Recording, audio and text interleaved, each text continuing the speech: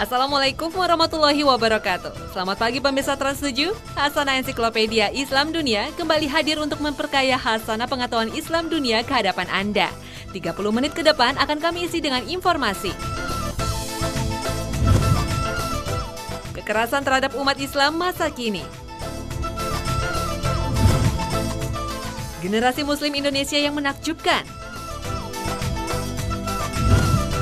Keistimewaan akal manusia ciptaan Allah. Dan pemirsa, inilah Hasanah Ensiklopedia Islam Dunia hari ini.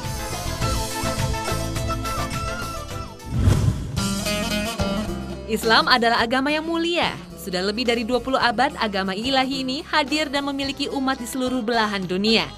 Perjalanan para penegak agama Allah ini tidaklah mudah. Dalam syiarnya, para umat muslim di seluruh dunia banyak sekali menerima kekerasan dan penindasan. Berikut adalah beberapa insiden kekerasan yang terjadi terhadap umat muslim di beberapa belahan dunia. Cina merupakan negara terbesar di Asia. Dari 1,4 miliar jiwa penduduknya, 21 jutanya beragama Islam. Namun keberadaan Islam di Cina tidak dilalui dengan mudah. Kekerasan terhadap Muslim Cina terjadi pada suku Uighur. Etnis Uighur adalah suku minoritas di Cina. Mereka tinggal di wilayah Xinjiang, di sebelah barat Laut Cina. Saat ini diperkirakan etnis Uighur berjumlah 8 juta jiwa. Wilayah Xinjiang dulu dikenal dengan nama Turkistan Timur. Interaksi dengan pedagang Arab, Persia, dan Turkilah yang membuat masyarakat Uighur mengenal Islam. Sejak pemerintah komunis mengambil alih wilayah Turkistan, etnis Han yang penganut komunis pun mulai menguasai Xinjiang. Bermula dari kebijakan-kebijakan diskriminatif pemerintah Cina terhadap etnis Muslim Uighur, akhirnya menimbulkan konflik yang berkepanjangan antara etnis Han dan Uighur. Penindasan yang berujung kekerasan ini disebabkan akan kebijakan pemerintah Cina yang melarang pembangunan masjid. Pada tahun 1990, gerakan pemerintah Cina yang disebut Strike Hard bertujuan mengurangi jumlah umat muslim di Cina. Hal ini dikarenakan ketakutannya akan propaganda media barat tentang teroris Islam. Kebijakan pemerintah Cina yang sangat menindas kebebasan beragama dan beribadah untuk umat muslim di sana berujung pada bentrokan. Bentrokan massal itu terjadi pada 5 Juli 2009 silam di Xinjiang. Awalnya pemerintah Cina hanya melarang membangun masjid. Lalu hal ini berlanjut pada pelarangan umat muslim untuk melaksanakan ibadah puasa pada bulan Ramadan. Masyarakat muslim dipaksa untuk tetap makan ketika puasa. Dan yang menolak makan diancam kehilangan pekerjaan. Tidak hanya itu, umat muslim pun dilarang melaksanakan ibadah sholat taraweh dan dipersulit bila hendak menunaikan ibadah haji. Bermula dari unjuk rasa damai etnis Uighur akan kebijakan pemerintah yang membedakan etnis Uighur dan etnis Han. Unjuk rasa tersebut dibubarkan secara paksa dengan kekerasan. Hal ini pun berlanjut pada bentrokan besar yang mengakibatkan 1.700 orang terluka dan 197 kaum muslim tewas di tangan aparat pemerintah Cina. Tidak hanya itu, pemerintah Cina juga menculik dan menahan 1.434 muslim etnis Uighur yang diduga ikut serta dalam pemberontakan. Perlawanan Muslim Uighur bukan lantas menjadikan pemerintahan Cina memperhatikan mereka, namun justru menjadi pembenar untuk semakin menindas Muslim Uighur.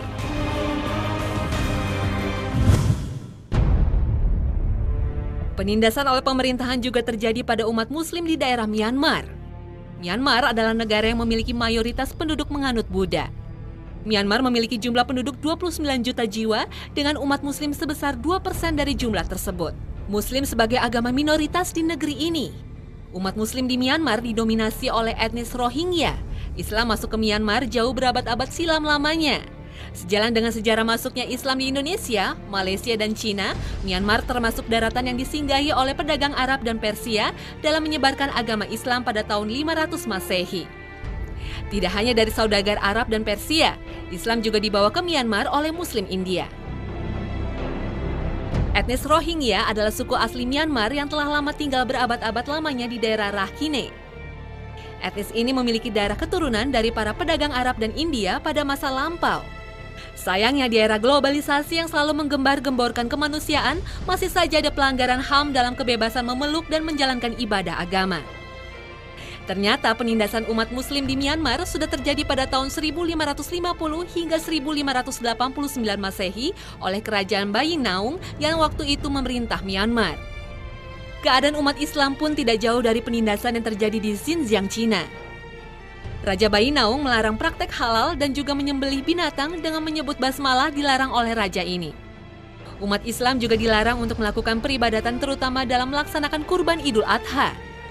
Ketika Myanmar masuk ke dalam gelombang nasionalisme pada tahun 1956 yang dipropagandai oleh Ne Win, umat Islam di Myanmar makin masuk ke dalam keterpurukan. Mereka diusir dari Myanmar oleh para tentara pemerintah dan dengan sangat cepat Islam tersingkirkan di sana. Pada tahun 1982, pemerintahan Myanmar menyatakan etnis Rohingya bukanlah termasuk warga negara Myanmar.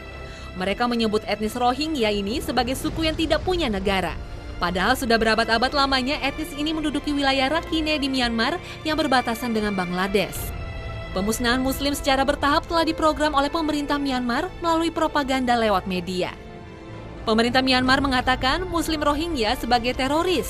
Banyak terjadi pembakaran rumah penduduk Muslim dan yang terparah adalah terjadinya bentrok besar ketika warga terpengaruhi oleh selembaran berita fitnah yang menceritakan seorang wanita Buddha diperkosa dan dibunuh oleh warga Muslim Rohingya. Akibat berita ini, pada 3 Juni 2012, 10 warga Muslim yang sedang menuju tempat ibadah dengan menggunakan bis dibantai oleh amuk massa yang brutal. Pemerintah Myanmar tidak menjamin keselamatan bagi tim PBB dan LSM yang ingin membantu warga Rohingya yang terlantar. Hal ini mengakibatkan terhambatnya bantuan keselamatan untuk warga Rohingya. Kekerasan terhadap warga Muslim masih terjadi di Myanmar. Pemerintah Myanmar pun mengakui upayanya melakukan program penghapusan umat Muslim dari tanah yang diakuinya. Wilayah Palestina merupakan daratan luas yang dianggap suci bagi 3 agama, yakni Islam, Kristen, dan Yahudi. Disinilah terdapat kota Yerusalem yang status kepemilikannya diperebutkan oleh beberapa negara hingga menimbulkan konflik yang berkepanjangan. Bagi kaum Yahudi, Yerusalem merupakan tanah perjanjian yang terdapat dalam kitab suci mereka. Bagi umat Kristiani, kota ini dianggap sebagai tempat Kristus hidup dan menderita. Sedangkan bagi umat Islam, Yerusalem merupakan tanah suci ketiga setelah Mekah dan Madinah. Karena di sana terdapat Masjidil Aqsa, titik tolak Rasulullah SAW dalam pelaksanaan Isra Mi'raj. Kini Yerusalem diklaim sebagai ibu kota dari Israel. Seluruh belahan dunia telah menyatakan bahwa Israel melanggar perjanjian damai yang dibuat dengan Organisasi Pembebasan Rakyat Palestina atau PLO. Pada 17 Januari 1997, keluarlah perjanjian Al-Khalil. Perjanjian ini menyatakan bahwa 20% wilayah Al-Khalil dikuasai oleh Israel dan sisanya oleh Palestina. Namun pada 23 Oktober 1998, perjanjian kedua dibuat. Isinya menyerahkan sebagian wilayah tepi barat oleh Palestina dengan imbalan Palestina memerangi usaha terorisme. Pada November 2008, Israel memasukkan tank-tanknya ke tanah Gaza. Ini yang membuat perjanjian damai itu berakhir. Israel kembali menyerang dengan angkatan beratnya untuk mendominasi Palestina. Sedangkan di pihak Palestina ada anggota Hamas yang siap bertempur untuk mempertahankan Palestina dari tangan kemunafikan Yahudi. Sejarah menyebutkan tanah Palestina ini diperebutkan dengan pertumpahan darah hingga detik ini. Lebih dari 2000 tahun silam, kaum Yahudi yang kini menjadi bangsa Israel telah pergi ke penjuru dunia untuk mencari tempat tinggal bagi kaumnya. Pun ketika zaman Nabi Musa alaihissalam, kaum Yahudi sudah terkenal ingkar kepada perintah Allah. Dalam surat Al-Baqarah ayat 58 hingga 59 dijelaskan bahwa orang-orang Yahudi sudah diperintahkan untuk masuk dan berlindung di Baitul Maqdis yang waktu itu dikenal oleh orang Yahudi sebagai Yerusalem Lama. Namun karena keingkarannya kepada Allah SWT dan Nabi serta Rasulnya, selama berpuluh-puluh tahun bangsa Yahudi terlantar di Tanah Tih atau hamparan padang pasir dan tidak jelas di mana tempat tinggalnya. Seorang Yahudi bernama Theodor Herzl mencetuskan berdirinya agama Yahudi dalam buku Der Judendestaat. Maka mereka pilihlah tanah yang masih kosong di dunia ini dan belum dimiliki oleh negara manapun menurut pemikiran mereka. Palestina terpilih dan diklaim sebagai negara Israel oleh orang-orang kafir Yahudi yang telah mengingkari Allah dan Rasul-Nya. Secara paksa mereka menguasai tanah Palestina dan mendirikan negara. Sejak berdirinya negara Israel 14 Mei 1948, pertumpahan darah antara warga Muslim Palestina dan para kaum kafir Yahudi terus terjadi hingga saat ini. Israel telah mengusir kaum Muslim Palestina dari tanahnya sendiri. Mereka mencaplok puluhan kota dan ratusan desa di Palestina. Mereka merampas hak milik rakyat Palestina dan membunuh ribuan Muslim Palestina. Bahkan Muslim Palestina yang telah meninggalkan tanahnya untuk tinggal di kamp pengungsian pun tak luput dari sasaran serangan Israel. Serangan terakhir yang digencarkan dan diberitakan terjadi pada 23 Juni 2012. Angkatan Udara Israel menyerang pemukiman warga Palestina di wilayah Gaza. Tercatat seorang warga Palestina menjadi korban dan meninggal pada tragedi ini. Sungguh tindakan yang teramat biadab.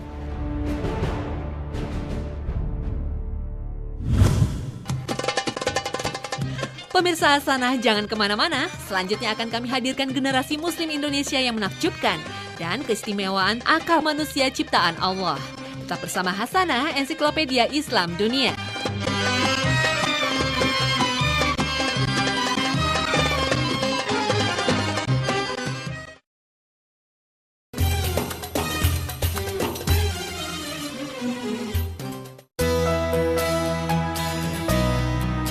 Terima kasih pemirsa Trans 7, Anda masih setia bersama kami di Hasanah Ensiklopedia Islam Dunia. Islam sangat mewajibkan umatnya untuk belajar. Belajar adalah proses dari tidak tahu menjadi tahu. Dengan belajar kita bisa melihat dengan jelas bukti-bukti keesaan dan keagungan Allah SWT. Dengan belajar pula kita dapat meningkatkan keimanan kita. Memudayakan diri untuk selalu mencari tahu kebenaran dan bukti yang jelas dapat membuta diri kita selalu haus akan ilmu yang telah Allah SWT berikan di dunia ini. Dengan membudayakan diri kita sebagai seorang muslim, pembelajaran kita juga dapat menghasilkan karya-karya yang berguna bagi umat dan masa depan. Berikut ini beberapa karya generasi muslim anak bangsa dengan kerja keras dan proses belajarnya telah berhasil menciptakan karya yang unik dan luar biasa.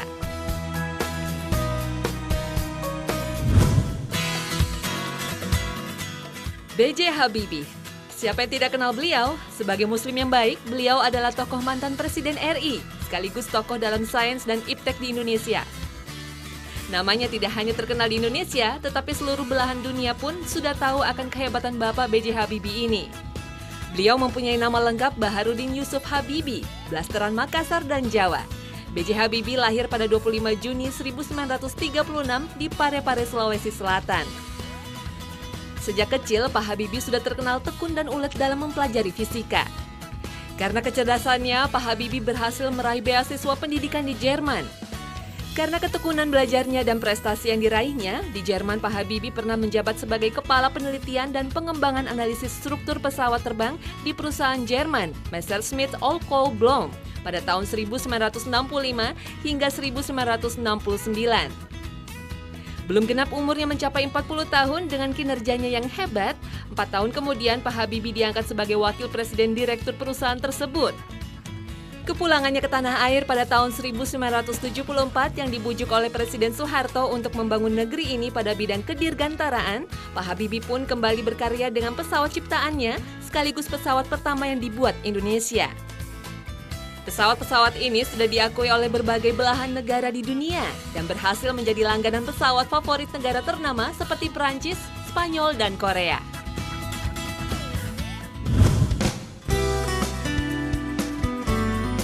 Robot karya anak bangsa.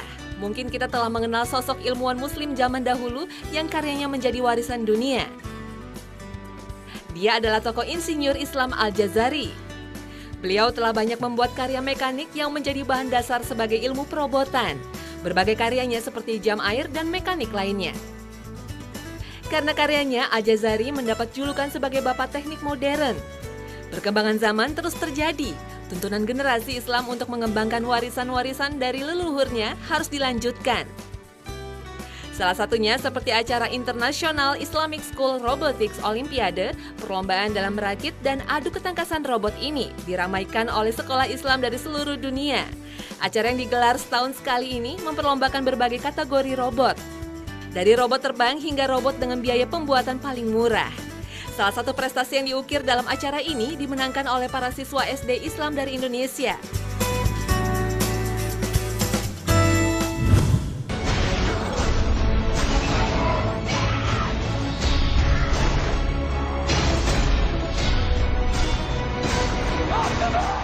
Dunia robot, teknologi robotik yang mengilhami munculnya film berlatar masa depan Transformer, mengundang decak kagum.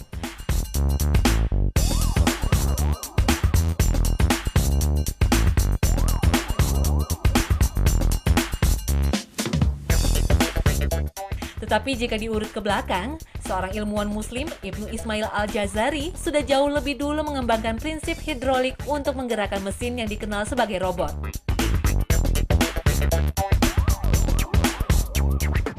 Al-Jazari merancang 5 mesin pada abad ke-13 Masehi. Di antaranya adalah mesin yang menggunakan balok dan tenaga binatang.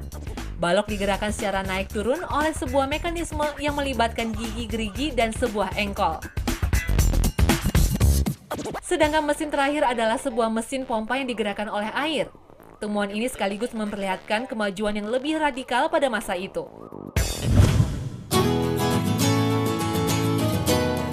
Allah SWT telah menciptakan manusia dalam bentuk yang sebaik-baiknya.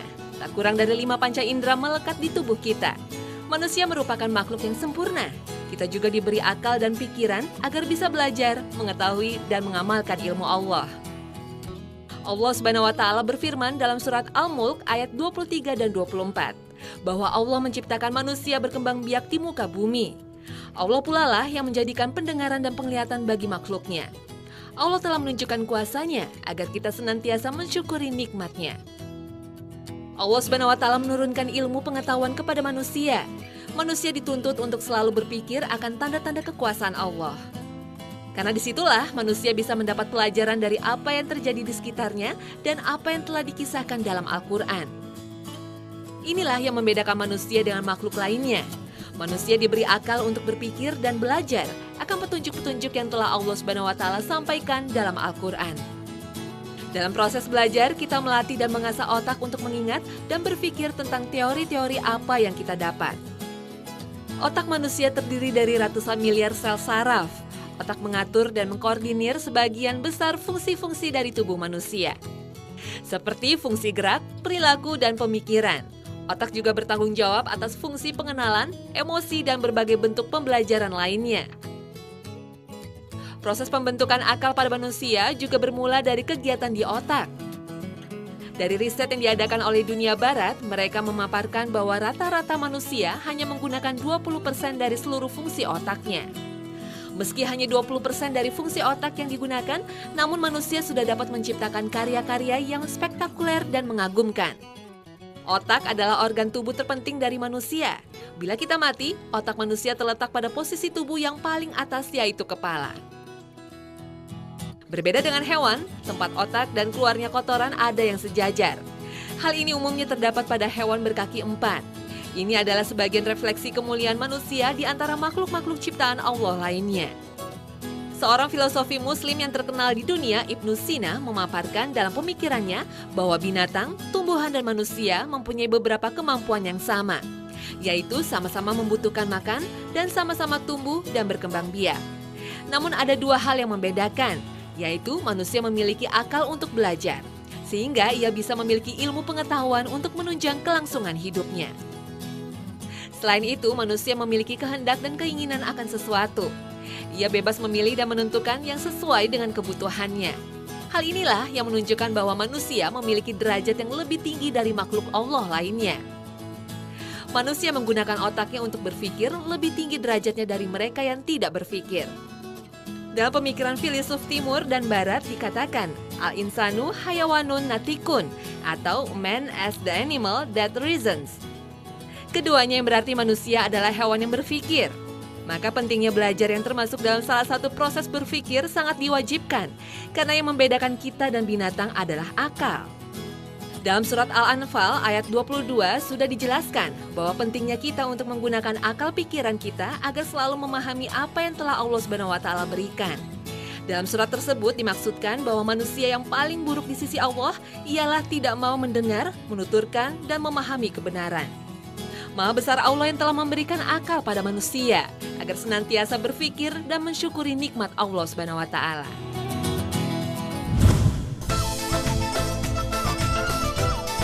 Nah pemirsa, inilah akhir kebersamaan kita di Hasanah pagi ini. Semoga semua informasi kami bermanfaat bagi Anda. Tetap saksikan Hasanah Ensiklopedia Islam Dunia setiap Senin hingga Jumat pukul 5 pagi waktu Indonesia Barat. Terima kasih dan wassalamualaikum warahmatullahi wabarakatuh.